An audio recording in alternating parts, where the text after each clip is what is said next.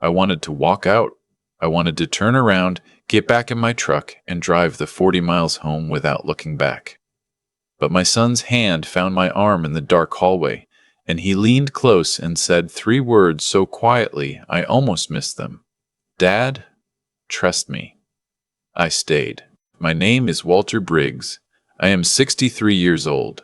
I have grease under my fingernails that no amount of scrubbing fully removes, a bad left knee from 30 years of crawling under vehicles, and a shop on Route 9 outside Harlan County, Kentucky, that my father built with salvaged lumber in 1967, Briggs & Son Auto Repair. The sign still says that. It said that when my father was alive, and it said that through the 22 years I ran it alone after he passed, and it still says that today. My wife, Carol, died 6 years ago. Ovarian cancer. We had 11 months from diagnosis to the end, and I spent every one of those months either at the hospital or at the shop, because the shop was the only thing that kept my hands busy enough that my mind couldn't go to the places it wanted to go. My son Daniel was 24 when we lost her. My daughter, Marie, was 21. They both stepped up in ways that still make my throat tighten when I think about it. Daniel started coming in on Saturdays. Marie drove her mother to every single chemotherapy appointment without being asked once. We were not a wealthy family. We were a working family. There is a difference, and I have never been ashamed of it. The shop generated enough to pay its 4 employees, keep the lights on, cover our mortgage, and put both my children through community college. We didn't take vacations to Europe. We took 1 week every August at a cabin on Cumberland Lake, and we played cards at night and ate sandwiches for lunch, and it was, without question, the best week of every year. After Carol passed, I threw myself into the shop the way a drowning man throws himself toward anything solid. I was there by 6 most mornings. I stayed past 7 most nights. Daniel tried to tell me to slow down. Marie called every Sunday without fail. I appreciated it. I didn't slow down. About 2 years ago, Daniel told me he'd met someone. Her name was Priscilla Vaughn. She was 31, worked in commercial real estate in Lexington, and drove a white BMW that she parked at a careful distance from the shop the first time Daniel brought her by, as if the oil on the asphalt might somehow reach her tires from 20 feet away. I noticed that. I didn't say anything. She was polished in the way that some people practice until it becomes second nature. Hair always arranged, clothes always pressed. She called me Mr. Briggs for the first 3 months, which I told her wasn't necessary, and then she switched to Walter, which she said with a slight upward inflection, like a question she wasn't sure she wanted answered. Her father, Gerald Vaughn, was a commercial developer in Lexington. Her mother sat on 2 nonprofit boards. They lived in a house in Chevy Chase Estates with a circular driveway. Daniel had met her at a mutual friend's dinner party. He was there as himself, a 29-year-old mechanic who co-owned a repair shop with his father in Harlan County. I never fully understood why she had been interested. I assumed in those early months that I was simply being a suspicious father, reading things into nothing. The first time I met Gerald Vaughn, we shook hands in the parking lot of a steakhouse in Lexington that Priscilla had chosen. His handshake was the kind that communicates hierarchy before a word is spoken. Firm and slightly too long, his eyes already assessing. He asked me what I did. I told him I ran an auto repair shop. He nodded the way people nod when they've already moved on internally and are simply waiting for their face to catch up. Family business? He asked. Since 1967, I said. He picked up his menu. Daniel mentioned you might be looking at retiring soon. I looked at Daniel. Daniel was looking at his water glass. I haven't mentioned that to Daniel, I said. Gerald smiled. Oh, I must have misunderstood. He asked, before the entrees arrived, whether the property the shop sat on was owned outright or mortgaged. He framed it as casual curiosity. I told him it was owned outright, paid off in 2019. He nodded again, the same nod as before, and changed the subject to college football. I drove home that night with a low-grade unease I couldn't name. I called Marie the next morning. I told her about the property question. She was quiet for a moment, and then she said, Dad, just watch. Just watch. I didn't know then that my daughter and my son had already been watching for weeks.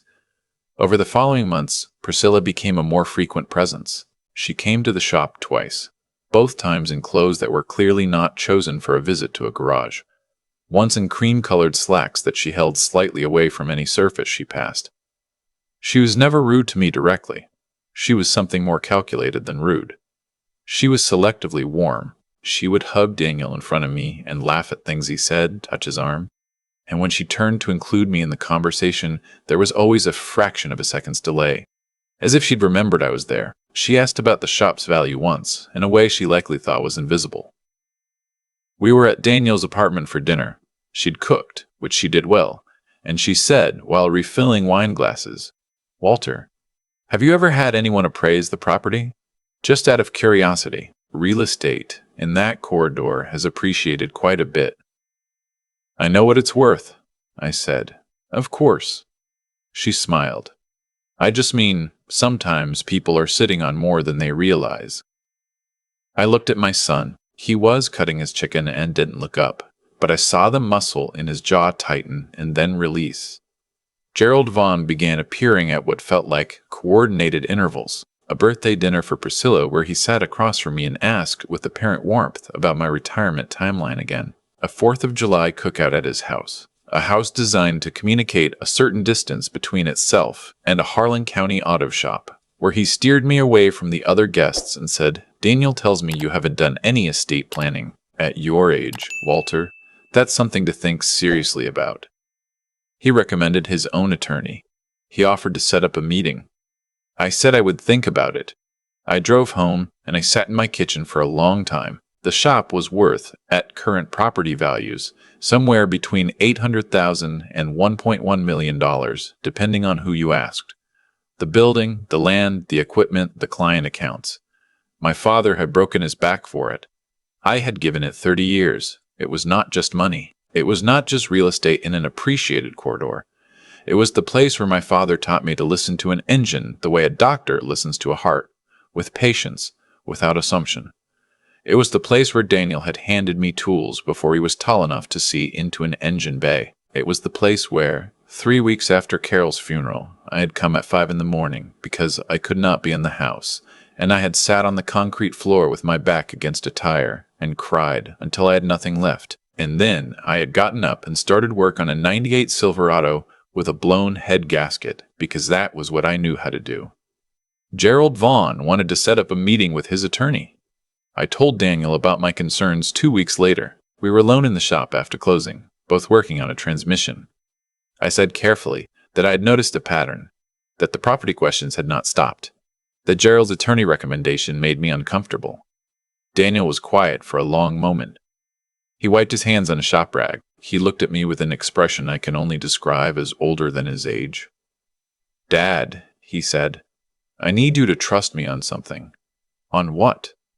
"I can't explain everything right now, but I need you to not make any decisions about the shop, the property, or any legal documents without talking to me first. No meetings. No attorneys they recommend. Nothing." I studied my son's face. He was not panicked. He was not guessing. He had the look of a man who's already done the work and is waiting for the right moment to show it. "What's going on?" I asked. "Not yet," he said. "But soon. I just need you to trust me." I went home that night carrying something I hadn't expected to feel. Not just unease, but a strange, quiet reassurance. Because whatever my son was doing, he was doing it deliberately. And I had known Daniel his entire life. I had watched him diagnose an intermittent electrical fault at 19 that 2 certified mechanics had missed. He did not guess, he traced. He followed wires until he found the break. He was tracing something. The engagement was announced in October. Priscilla's parents hosted a dinner at their home in Chevy Chase Estates. 16 people, catered. A string quartet in the foyer. Gerald Vaughn made a toast that was primarily about his daughter's accomplishments and contained one sentence about Daniel. And Daniel, of course, brings a certain groundedness. He smiled when he said it. Several people smiled with him. I sat beside Marie, who had driven up from Nashville. Under the table, she put her hand briefly over mine. "Just watch," she said again. Quietly, so only I heard. I wanted to ask her what she and Daniel knew, but I had been a mechanic for 30 years and I understood something about process. You don't pull apart until you understand why it failed. You don't make your move until you've traced the fault all the way to its source. I watched Gerald circulate the room with easy confidence. He had, I learned that evening through overheard conversation, recently begun acquiring properties in a specific county corridor, the same corridor where Briggs and Son sat. He was assembling a commercial parcel. Several other small business owners had sold in the past 8 months. I heard a name I recognized, a man who'd run an exhaust shop 2 miles from me. Sold. Retired to Florida. I kept my face neutral, and I ate my dinner, and I let Gerald refill my water glass and tell me about his golf handicap. In November, Daniel came to the shop on a Tuesday morning and asked to talk in my office. He closed the door. He sat across from me, and he put a manila folder on the desk between us. I need to show you some things, he said, and I need you to hear all of it before you react. I nodded. He had been methodical in a way that made me both proud and slightly stunned. Over the preceding 4 months, since before the engagement was official, he had consulted an attorney of his own, a woman named Patricia Holt, who specialized in asset protection and estate planning, recommended by a former client of mine who was a retired judge. Daniel had found her. Daniel had made the appointment. Daniel had paid the initial consultation fee from his own savings without telling me. The folder contained several things: a title search showing Gerald Vaughn's recent property acquisitions in our corridor, a note from Patricia Holt summarizing what would happen to the shop under various scenarios: marriage without a prenuptial agreement and then divorce, marriage followed by my death without a properly structured estate plan, marriage followed by pressure on me to fold the property into a marital asset, an outline of a revocable living trust that Patricia had drafted, waiting for my signature, that would transfer the shop into a protected structure that no in-law action could reach, and then, at the back of the folder, printed emails. I need you to know, Daniel said carefully, that I didn't go looking for these. Priscilla left her laptop open at my apartment. I wasn't reading her email. I walked past, and I saw my name, and I saw your name, and I stopped. The emails were between Priscilla and Gerald. They spanned 8 months. They were about the corridor acquisition. They were about the shop's appraised value. There was a line, one line, that I read and then read again, and then set the paper down on the desk and looked at the wall for a moment. Once they're married, and Walter starts feeling his age, Daniel won't push back on anything. He's a people pleaser. We just have to be patient. I sat with that for a while. I looked at my son, who was watching me with the steady, careful attention of someone who has prepared himself for whatever comes next. How long have you known? I asked. I suspected for month 2, he said. I was sure after month 5. I wanted to be absolutely certain before I came to you because I knew what it would cost you to hear it. He had stayed in the relationship. He had attended the dinner parties and smiled in the photographs and shaken Gerald Vaughn's hand across restaurant tables. He had listened and watched and traced the fault all the way to its source. And then he had found an asset protection attorney and documented everything and built a structure that could not be undone. The trust, I said. When did you want me to sign? Patricia can meet us this week, whenever you're ready. And Priscilla? Daniel was quiet for a moment. The engagement continues for now. Everything continues as normal. He looked at me steadily. I need you to trust me a little longer. I signed the documents with Patricia Holt on a Thursday morning in November. The shop, the property, and my personal real estate holdings were transferred into a trust structure with terms that would take any future marital or third-party claim years of court action to approach. And Patricia's professional assessment was that such action would not succeed. Marie was named co-trustee. Everything was legal, properly recorded, and finalized before Thanksgiving. We had Thanksgiving at my house. Priscilla came and helped Carol's sister serve the sweet potatoes and asked my neighbor about his property.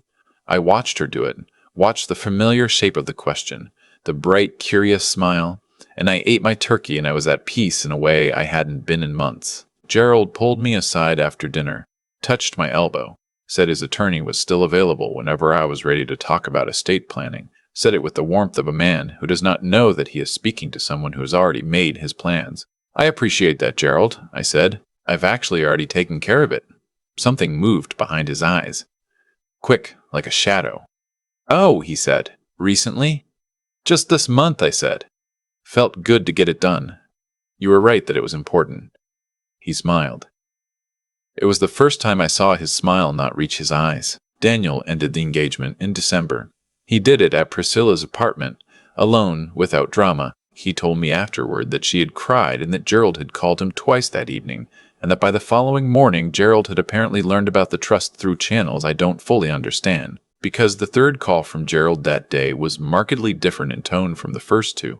There was no confrontation. There was no scene. Daniel had not given them anything to contest because there was nothing to contest. The structure was clean.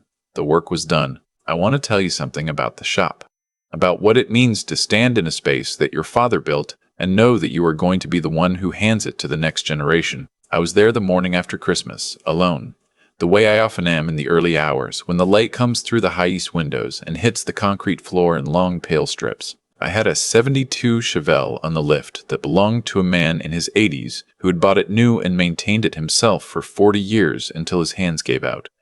He brought it to me every spring for service, and we talked about it the way you talk about something you've both loved for a long time. I stood under that car and I ran my hand along the frame, and I thought about my father's hands, and my own hands, and Daniel's hands. 3 generations of people who understood that things worth keeping require patience, that you don't cut corners on a weld that has to hold, that when something goes wrong, you trace it. You don't guess. You follow it back to where it started. Gerald Vaughn understood real estate. He understood appraisals and acquisition corridors and the soft pressure of a well-timed question over a refilled water glass. What he did not understand was that the thing he was reaching for was not just a property on Route 9.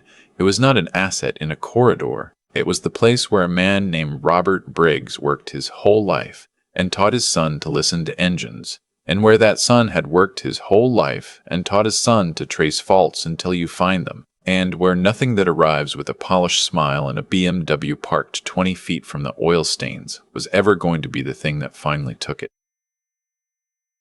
The Chevelle's frame was solid. I had known it would be. Some things are built to last.